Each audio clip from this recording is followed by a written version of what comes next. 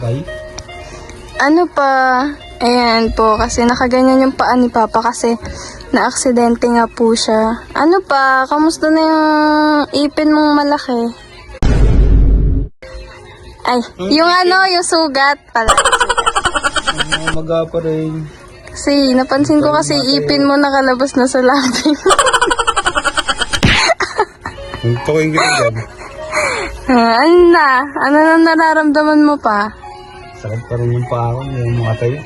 Ayun guys, paa niya guys. Sabi naman yan. Ayun guys, so, inaano ni Papa yung tinatry niya yung paa niya igalaw. Sakit pa rin. Hindi kumain. Maga pa rin kasi.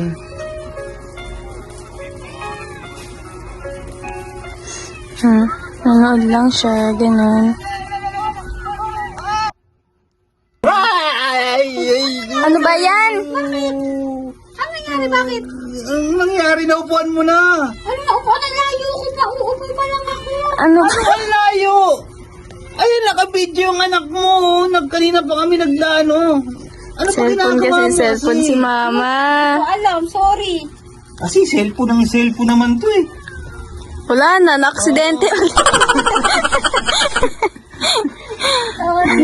Pabalik na, bumalik pa ulit. Baluktot na naman. Nantiting ka naman. Ma, ano ba yan?